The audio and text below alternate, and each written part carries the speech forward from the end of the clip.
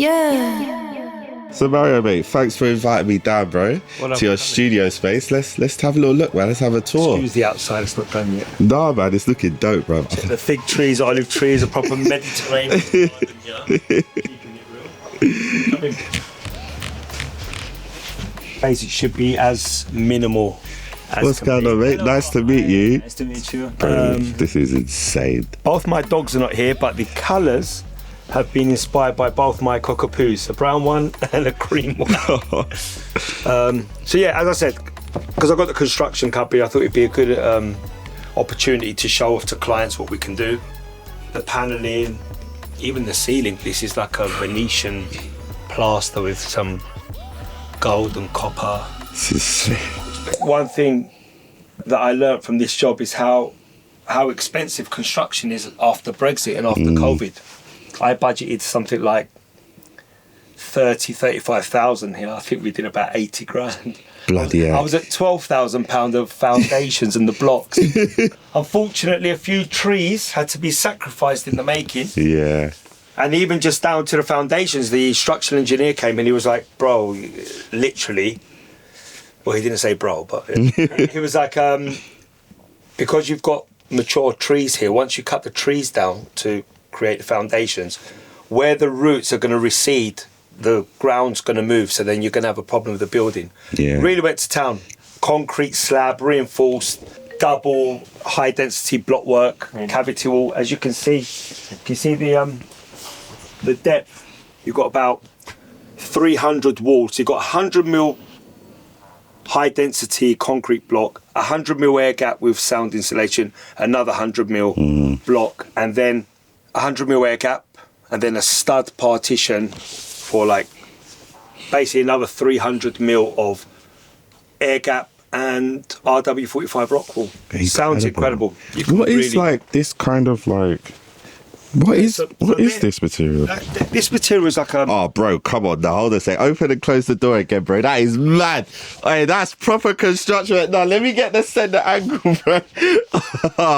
Bro, wait, open the door all the way, bro, then close that back again. That is... So, got double doors. That is flush, bro. Haven't really got a problem with the neighbours, but this is just for my own...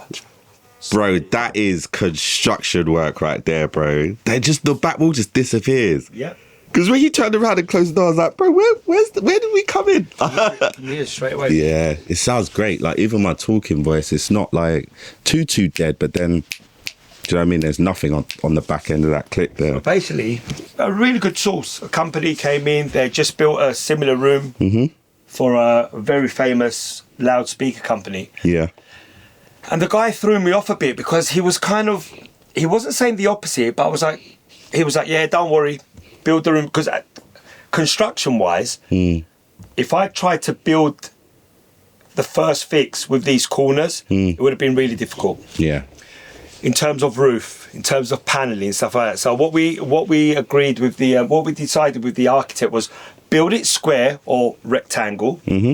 And then we'll fix the acoustics of the room inside with woodwork. Yeah. And this guy was like, no, build it square and then you just add some panels. I was like, yeah, but I am the construction company. Like, we can go to town here. Yeah. And then I came across your channel and I liked the way you were kind of explaining things and your knowledge. So I reached out to Mr. Alex Elliott. Little plug there. And yeah, I think we was in like more agreements than the other guy, and then I don't know. There was certain things I was using ChatGPT for, and then everything you were telling me, I was like, okay, should I do it like that? Or should I do it the other way? And then ChatGPT was just backing up what you were saying. So I was like, yeah, this room, I can honestly say is helped designed by Mr. Alex Elliott. Ah, that sounds lovely. And myself. With a little bit of ChatGPT in the mix. Nah, bruv, there's no ChatGPT. But bro, man, so I guess we'll jump straight into it because you started off with the Amphions, right? And then you later added the 8.2s. But firstly, like, how are you finding the Amphion system here? Yeah, I was lucky enough to use the 118s in my previous room. It was a small room. It was in like a kitchen, living room. And I had them paired up with Focal Trio 6s, which I loved because they're kind of like a really cool listening back hi-fi speaker. They're not as clinical as some of the near fields. But once I brought the 118s in here, the room exposed them a little bit. They needed a bit of help in the lower end. Yeah, they really struggled in here. And then what happened was I didn't bring the Focal Trio 6s in here. I actually bought Focal Trio 11s, just thinking that the same kind of sound, just a bit bigger. And then I came across a used demo pair of 218s, not only 218s, but 218Xs with the new tweeter. You had them before you. The fact that the box was opened by the very same Mr. Alex, I was like, I'm having these. Yes. Yeah, I'm actually very surprised why, you didn't really like them, did you? No, I loved them. Oh, I thought they were incredible. Oh, I thought... the only reason I changed, interesting enough, it would be good to hear why you added the 8.2s, because I think for me it's the same reason I got the 6.2s actually. Why did you add it? Why not just have the 8.2s came in here 2 nights ago. And how are you finding them so far? Okay, I wanted 8.2s because they look great. I know they're trustworthy, and they're really good near field, accurate reference speaker. However, I have to be careful how I'm going to say this. Once I upgraded the 118s to the 218Xs and then added the sub, honestly, in my 30 years of buying equipment, and I'm a bit of a gadget boy. I do love to buy equipment. I think possibly the best monitors I've ever heard. 218Xs with the sub. Yeah. Then the PMCs were coming. When I had the Focals, I love the Focals. I think they're really good for vibing. Remember, I'm not really a mix mastering room. Here is the vibe. We've got session musicians coming in, DJs, electronic producers. You can't knock the Focals for playback. Hours on end, as loud as you want, comfortable in the ears, very colourful. And then obviously when you switch over to the Amphions, you realise, okay, really different. So one of them can't be that accurate, PMCs came in 2 nights ago, and I already know that I'm buying them. However, saying that, they're almost identical to the Amphions. Almost identical. It's worrying. Dale, who brought them down from SX Pro kindly, he just said to me, that just proves that they're both very accurate, very spot on speakers. And honestly, I can back that up, because I explained it in my video, but actually the main reason I switched is, as you notice, the Amphions by themselves, without the subwoofer, just not cutting it at all. So I added the subwoofer, and that sounded amazing. But the problem is the subwoofer could only go in one position in my room, and there was a massive null and a massive peak, and there was just like nothing I could basically do about that, apart from just moving room or just building a room. So then for me, it was like, with the 6.2s, they had the option for the EQ inside the speakers. Actually, when I first got them, it was just to use a DSP. But then what happened is, when I actually set the speakers up, they just actually measured much better without doing any additional EQ. And I think a big part of that is just because of the design of the monitors, with the way that the rear of the Amphions have the passive radiator, and the way that was interacting with my room. And then the subwoofer was like in a different position because it was dead center to the room. So like with the PMC 6.2s, when I put them up, everything was kind of in those one areas, and when I positioned them and set them up, it gave me a much better frequency reading. And as you pointed out, it was like the best of what I was hearing on the Amphions, but just like with more low end for me, because I was getting a better measurement in my room. But it didn't feel like a downgrade or upgrade. It was more like the PMCs worked better in my room. I don't know if saturation is the right word, but in the mid-range, the Amphions kind of pronounce everything a bit more. Yeah, like if there's like a synth, but you can't knock these 218X. Honestly, they're incredible with the sub, praise and stuff. But you can't knock the Focals. Ideally, I'd have those two, and then maybe have the Focals over there in the DJ area, just to have them, for vibing and what have you. The other thing to add as well is, if you start playing stuff at a really loud volume, the PMCs are going to go way further than the Amphions are going to go. Okay. What's a little bit worrying is that the 2 nights I've had some spirited listening in here, Yeah. I've left with almost heavy ears. Feel like I'm hurting my ears. So there's headphones. There's a lot of volume. Yeah, the Sennheiser H25s can deafen a DJ. I've known a few DJs have ruined their ears with Sennheiser HD25s. Nothing wrong with them. I still use them. They're brilliant.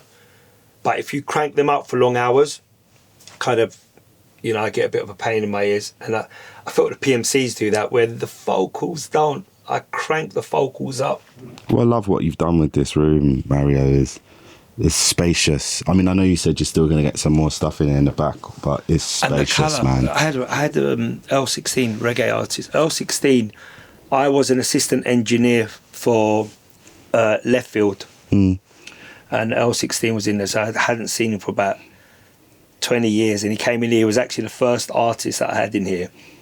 And he literally, in a take, stopped in like the second take, took the headphones off, went, Mario, this is the nicest feeling studio. It's so nice. He goes, you know, it's like, I think the colours, we're in here for long hours, you know, it's a second home. So I didn't want it dark and, you know, colourful LED lights. I wanted to keep it quite neutral, and I think the brown and the cream. It's really tasteful. My dogs look good in here as well. I'm surprised I'm upset they're not there. They're going to be gutted. Going to be like, Alex Elliott was here filming. Oh God, no! No way, we missed out. You give it a lot of volume. Where's your volume? Where do you? We could be ambitious. What are we listening on now? The Amphions. We're listening to the PMCs now. Okay. That's good. Yeah, that's good.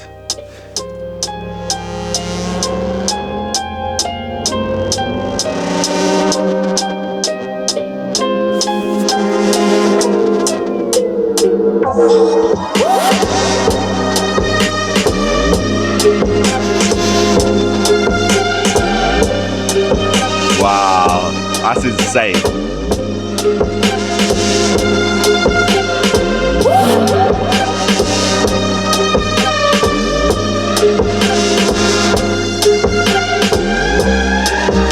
What I like about it, 90 decibels. We're just speaking.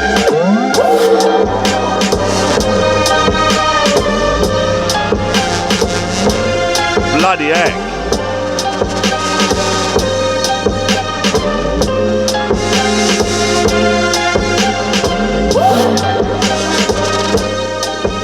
If you turn it.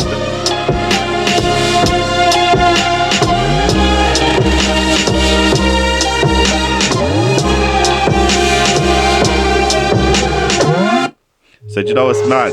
What's so sick is you could hear what the sub adds to the 280. The 280s need the sub. When you flipped over, I heard that straight away. That wasn't subtle at all. It's like it's having like not having the mid range have to come out of the same monitor. It's just night and day. That's how important the crossover. Yeah, honest, it's solid. But then with the PMCs, what was sick is that when you put it to the Amphions, the bass was weighty, you could feel it, but you could also hear that it was in a separate place to the stereo field, the rest of everything else. Whereas with the PMCs, it's like the stereo image, everything was tight within that. I feel that area. PMC is a little bit too wide. Well, baby, you're too close to him though. From where you're sitting. I think where you are, it's a little bit better. Yeah, where I am, it didn't feel like that at all. I think once the other speaker stands, once I decide where and what I'm having, I think these should be. Go a bit back. Yeah, about there. And or you just move your desk back a bit. You move your desk back a little bit. Oh, can you turn this one up actually? I want to hear this on the PMCs. Can we hear the Amphions first? Yeah, as long as you don't blow them. They're a ton of low end. And I made this on the Amphions. I made this on this exact system.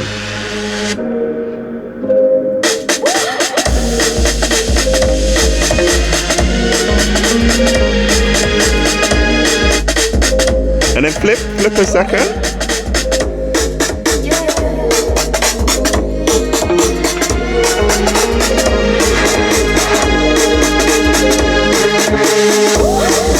then flip again.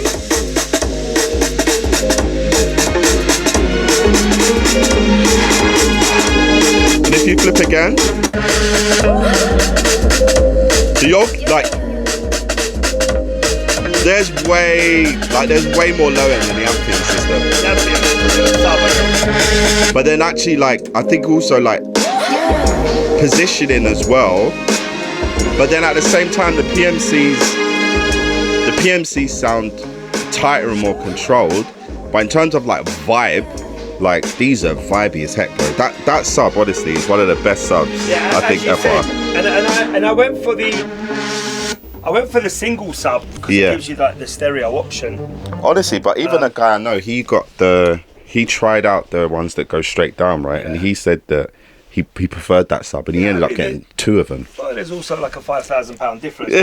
You know, I've been brought up knowing that bass should be mono, and I think the features that the amp has got, this is so important. I'll show you. Look. But bro, honestly, because this is the thing, like I switched from this system, right, to 6.2, and 6.2 sounds better in my room. But honestly, in your room, this Amphion system sounds better. They sound insane. But I don't think that's like the speakers per se. It's more like how it's just fitting in your room. It's your design, Alex. No sub. Okay, let me hear with no sub a second. Let me hear with no sub. I'll turn it up a bit, yeah? Actually, let me not turn it up too much. With no sub, these things will blow. Yeah, they need it. They desperately need it. And then what I'll do, I'll turn the sub on and I'll move the crossover. Yeah.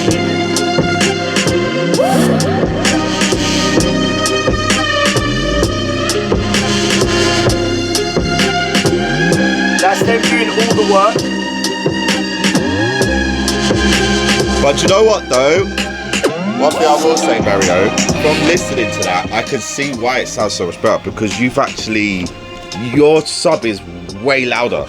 But I had it like that. I didn't have my sub like balanced. Yeah. I have it like way louder, so you feel like when you turn on, you get that feeling. But I think in addition, that's probably what makes the PMCs feel like not as much. But I'll be curious if in the DSP of the PMCs, if you gave them a low end boost and then compared them that way, then you actually hear like a difference, I reckon. Do you want to take me through your keyboards then? You got some vintage pieces here, man. Keyboards, I've always been a Nord lead, man. Going back to the left field days, they had Nord 1. And when Nord Lead 2 came out, the company actually gave them a prototype to test. And left field are famous for the walled-off wave. So, like over the years, anything walled off that I've like played on, just the sounds are insane. Even these, even that. Obviously, it's not a wave, but I'm really into walled off sound, the richness, the depth to it. Obviously, Moogs, I've put in Dave Smith. Can't really get. What's this one on the top here? I don't think I've seen this one before. This is the Volcano from when I'm tipsy and I think I'm Drake or someone. After half a pint of Guinness. Yeah. And then what's this big boy here? This big boy actually came today. We had to drive the guy kindly met us halfway from London to Brighton near Gatwick Airport. It was an old rocker. We checked out his YouTube. Yeah, cool guy. Poltec style EQ, really warm, really cool, from Analog Addicts. I was going to get one of these. They usually come with that section there, without the VUs, and without this little input section. But they don't do this colour anymore. They don't make this colour anymore. Make it black. Thinking this potentially over the Poltec you was thinking again? Oh no, we're getting the Poltec.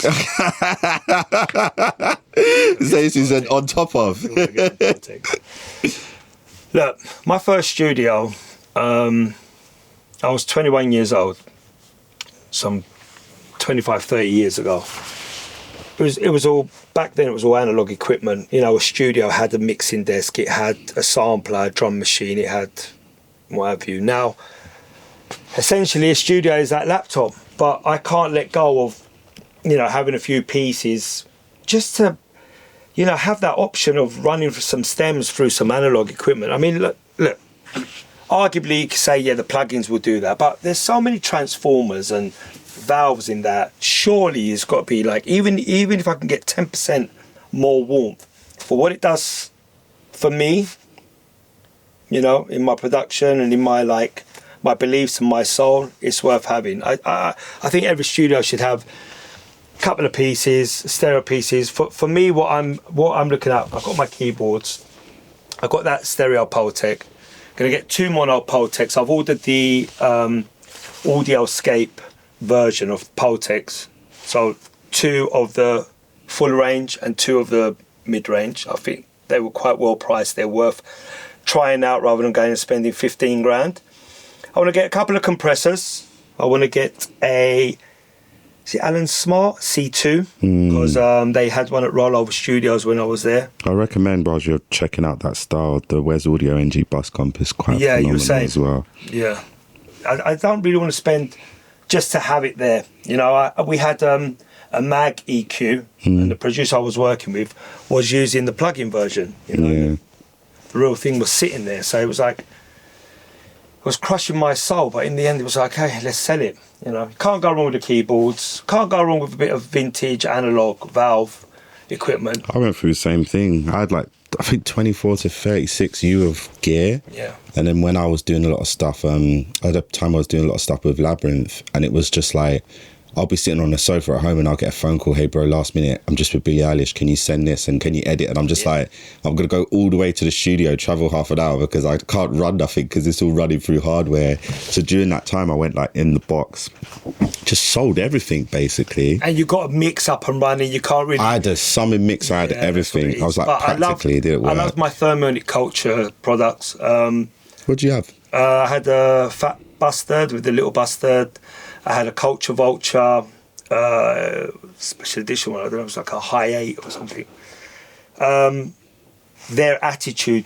I mean, I like equipment to be quite idiot proof. The less there is on it, the more I can get out of it. And what I liked about Thermonic Culture is they literally had an attitude knob, and it was like the valve feeding the output, feeding the input again. And I know the one you're on about. Crazy. Beautiful. I mean, you can't get that in plugins. A couple of compressors, couple of EQs, a few saturators, some harmonizers, something like that. What are you thinking? Are you thinking to kind of keep this desk clear, or do you want the stuff in front of you? Like, where are you thinking to put your racks? What I like about here, again, we're we're DJs and producers, so most of the time I'm standing up. And what I was thinking about for this setup, what I found is that the other studio, when we're standing up, the speakers are lower, we were going like this, then we're ducking down. So I thought to myself, let's get a hydraulic desk. So when we're standing up, we can produce standing up. And then when we're standing, you've got the speakers that can go all the way. So I don't want to... You don't want to change that? I don't really want to change that. So you can have it off to the side or something, or the rack stuff? Trying to work out... Firstly, what we're gonna do is we're gonna get the screens. I've been looking at these 27-inch touch screen from Buso and a couple of companies, maybe 1 or 2 screens there and a big one there. Once I've got the screens in place, then I can decide. I think we need another rack. That rack stays there. You've got your patch bay, all your keyboards, or if I can adapt this and maybe just get 3 U all across there. Do you want my honest opinion? Obviously you're going to double check this with ChatGPT, and then ChatGPT is going to take all the credit. Like that, Alex. Bro, this desk is amazing because this desk it's obstructing nothing, and so your sound flow in the room, I would dream of being able to do something like this. So the fact you've got this set up in this way, I wouldn't change it for the world. If you're going to put rack stuff, just throw it over here, mate. Let this be. Yeah, or like the DJ area, obviously now they're just focal boxes, but the idea is that they're going to be on wheels. So the DJ, because we're going to be streaming in here, so let's say that's the DJ area. I'll have one power conditioner connecting to the wall, all the cables internally, maybe a set of speakers on it. You can move it here, and then the camera. In that case, then you've got all that space there. Just put a rack. Sofa.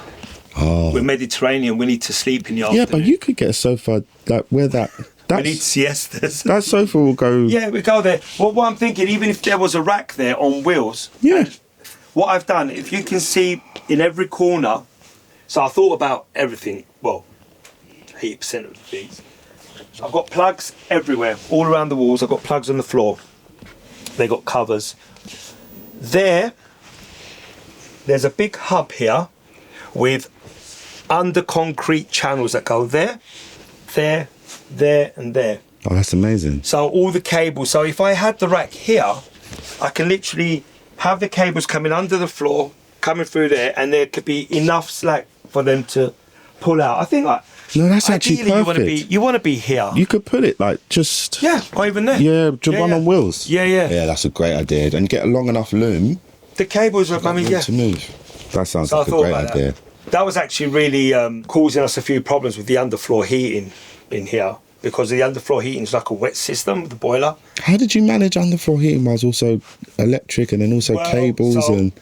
Yeah, I basically built these wooden channels. I've got all the pictures of. If you could send them to me, that would be dope, bro. So there, I thought initially that the Vivid Audio speakers, big ones that come in, I thought to have them at the back. Okay. There, so you've got another different kind of monitoring axis. So you can maybe, sometimes here it's like, okay, your reference speakers, and then you want to listen to something. Could turn around. It's a nice idea. So I've got underground channels for the cables. I didn't know whether I wanted my keyboards and my keyboards there, my analog racks there, or vice versa. So we have another another path channels. Yeah. I'll tell you something, Alex, something really funny that happened, okay? So basically, in here, when we were building this, I had all my sound insulation that I've put in these walls in packets that came from the builders merchants. And then when kind of like the first fix building had finished and next week we were going to start building the room. Sorry, I had the walls up. I hadn't had the panels. It was all I remember this. I remember. I called you 4 times. You was panicking. No, I pick up the phone. So basically, before I put these clouds, what was happening is we emptied the room, and all of a sudden, I'm talking, and it's almost like I've got a spring reverb under my tongue. It was like such a fast, like the pre-delay. It was almost like, I can't even explain it. It was almost like a delay. It's called a flutter echo. Yeah. So what had happened?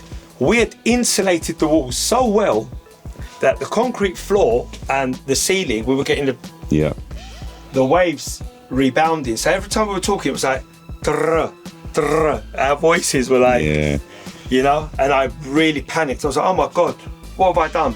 So I called up Mr. Alex Elliott about 4 times. He didn't answer, and then I was like sending messages. I was like, Alex, please, you really got to call me. I think I built the studio wrong. And to be fair to you, you kind of knew what I was talking about. I said, Alex, there's this echo. You went, no, wait. Have you put the clouds on? I'm like, clouds? What clouds? There's like clouds on the ceiling, because what's happening now is your standing waves, they're not rebounding off the wall, so they're rebounding floor to ceiling. Honestly, that weekend, I went home, I was like, mate, I think we designed the studio wrong. Then on Monday, I got 2 of my guys to build temporary, like we've got some floorboard and we made these cases. And as soon as we hung it up, it was like, it made sense. Yeah, but even before that, remember I said, drag all your rock wool in and put it on the floor. That's right. Because it's the same, isn't it? That's why it wasn't happening. So when I did empty the room and the room was empty, that's when it all happened. Yeah. And then obviously we haven't had our sofa in here. Look, the room, I'm not just saying it's an incredible sounding room. Bro, it sounds so good. Lovely space. I'm very grateful that last minute one of my bricklayers going like, Mary, you're not going to have any natural daylight in there. I'm like, no, it's a studio. He's like, yeah, but surely. And I was like, do you know what? Okay. Cut out some windows, small enough that no one can fit in, or no one can get out if we're mixing. No, and I'm really glad I did that, because we can have a few plants in here. Stunning. Turn off the lights. I was really particular with the lights. I've always loved buster and punch fittings and what's a buster and punch fit? So this guy started making motorcycle parts for like old classic vintage motorbikes. And then he started making these light switches and these lights. I mean, look at these bulbs.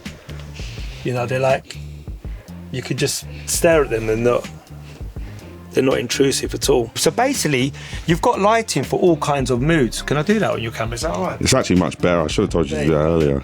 So, yeah, it can't be a bit of natural daylight. You know, you're in here for hours on end. How that is now, oh my gosh, that's my zone. I'd have it like that's that. your zone there, right? And then, look, you've even got... Oh, wait, put that ceiling on. That ceiling was... This whole video, bro, I should have come in and actually set the lights before. I didn't realise you had this much control. No, look at this. Look, you brighten the whole room just with the floors. Link lights. And then you've got these overheads. Nice. That one there, if you turn that down a little bit more, turn it down a little bit more. Actually, turn it off a sec. And turn it back on. I've got that one. That's a nice one. So I wanted a lot of options in terms of lighting. Some singers come in here, they want it dark. Some want it brighter. You know, long hours, you might want to just turn it down. You know, so I just wanted as much control as possible. I'm really happy. I'm really happy with the way it's come out. I know you. That's wrong. Wait, the dog chewed all your cables. No, you're live on YouTube. Wait, Naughty. nah, look at the cable, bro. This is crazy. Naughty. He did the route of the kids. Ace, why did you do that? Basically, you know, you said that I can bring one of my friends to Ibiza. Where's this conversation going? We asked Stella's mum, and she said that if her dad says yes, then she can. So not only must I take my children to Ibiza, No, I'm taking the one that said it. other people's children to Ibiza. And then you wonder why I can't afford the PMC. I'll keep the focals.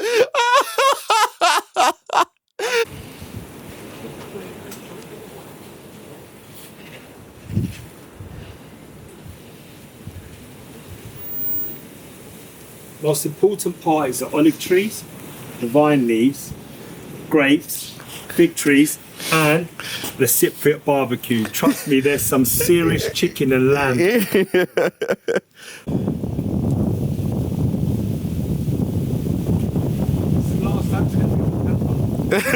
You say selling it to fund the studio. I'm buying a pair of Poltex and some speakers. Instead of a 4 GTS 911 Gen 2. Amazing.